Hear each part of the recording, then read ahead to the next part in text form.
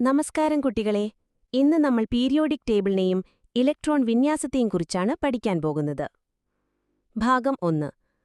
ഓർബിറ്റുകളും ഓർബിറ്റലുകളും അടിസ്ഥാനപരമായ മാറ്റങ്ങൾ. ബോർ മാതൃകയുടെ പരിമിതികൾ. നിങ്ങൾക്കറിയാവുന്നതുപോലെ ബോർ മാതൃക അനുസരിച്ച് ഇലക്ട്രോണുകൾ ന്യൂക്ലിയസിനു ചുറ്റും ഒരു നിശ്ചിത പാതയിലൂടെ അഥവാ ഓർബിറ്റുകളിലൂടെ സഞ്ചരിക്കുന്നു. എന്നാൽ പിന്നീട് നടന്ന പഠനങ്ങളിൽ ചില പുതിയ കണ്ടെത്തലുകൾ ഉണ്ടായി. ദ്രവ്യത്തിന് തരംഗ സ്വഭാവമുണ്ട്. ഇലക്ട്രോണുകളുടെ സ്ഥാനം, പ്രവേഗം എന്നിവ ഒരേ സമയം കൃത്യമായി നിർണ്ണയിക്കാൻ സാധിക്കില്ല. ഭാഗം 2. ക്വാണ്ടം നമ്പറുകൾ, ഇലക്ട്രോണുകളുടെ വിലാസം. ഓർബിറ്റലുകളെയും ഇലക്ട്രോണുകളെയും മനസ്സിലാക്കാൻ നമ്മളെ സഹായിക്കുന്ന 4 പ്രധാനപ്പെട്ട സംഖ്യകളാണ് ക്വാണ്ടം നമ്പറുകൾ. 1. Principal quantum number n. ഇത് ഷെല്ലിന്റെയോ മുഖ്യ ഊർജ്ജനിലയുടെയോ വലിപ്പവും ഊർജ്ജവുമാണ് സൂചിപ്പിക്കുന്നത്. n = 1, 2, 3, 4 എന്നിങ്ങനെയുള്ള പൂർണ്ണസംഖ്യകളാണ് ഇതിന് ഉപയോഗിക്കുന്നത്. രണ്ടാമത്തേത് ആസിമുത്തൽ ക്വാണ്ടം നമ്പർ L. ഇത് ഓർബിറ്റലുകളുടെ ആകൃതിയെയാണ് സൂചിപ്പിക്കുന്നത്.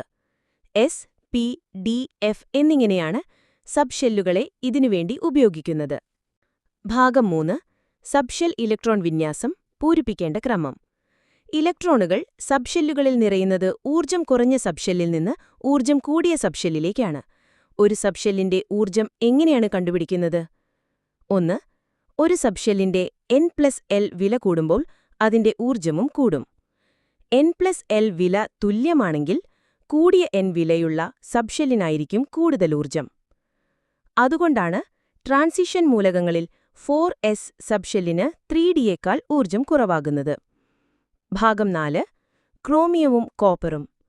ചില പ്രത്യേക കേസുകൾ. ക്രോമിയം Cr, കോപ്പർ Cu എന്നീ മൂലകങ്ങളുടെ ഇലക്ട്രോൺ വിന്യാസത്തിന് ഒരു പ്രത്യേകതയുണ്ട്. 1. Crന്റെ യഥാർത്ഥ ഇലക്ട്രോൺ വിന്യാസം മറ്റുള്ളതുമായി വ്യത്യസ്തമാണ്. Cuന്റെ യഥാർത്ഥ ഇലക്ട്രോൺ വിന്യാസവും മറ്റുള്ളതുമായി വ്യത്യസ്തമാണ്.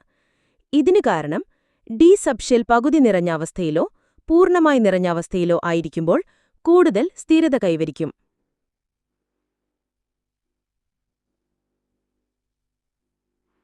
ഭാഗം 5. ഇലക്ട്രോൺ വിന്യാസത്തിൽ നിന്നു പീരിയോഡിക് ടേബിളിലെ സ്ഥാനം കണ്ടെത്താം. നമ്മൾ ഒരു മൂലകത്തിന്റെ സബ്ഷെൽ ഇലക്ട്രോൺ വിന്യാസം എഴുതിക്കഴിഞ്ഞാൽ അതിന്റെ ബ്ലോക്ക്, പീരിയഡ്, ഗ്രൂപ്പ് എന്നിവ എളുപ്പത്തിൽ കണ്ടെത്താം. 1. ബ്ലോക്ക്. ഇലക്ട്രോൺ പൂരണം അവസാനമായി നടക്കുന്നത് ഏത് സബ്ഷെല്ലിലാണോ അതായിരിക്കും ആ മൂലകത്തിന്റെ ബ്ലോക്ക്. 2. പീരിയഡ്. ഏറ്റവും ഉയർന്ന ഷെൽ നമ്പർ തന്നെയാണ് പീരിയഡ്. 3. Group number. സബ്ഷെല്ലുകളിൽ നിറയുന്നത് ഊർജ്ജം കുറഞ്ഞ സബ്ഷെല്ലിൽ നിന്ന് ഊർജ്ജം കൂടിയ സബ്ഷെല്ലിലേക്കാണ്. ഇതെല്ലാവർക്കും മനസ്സിലായെന്ന് കരുതുന്നു. അടുത്ത ക്ലാസ്സിൽ കാണാം.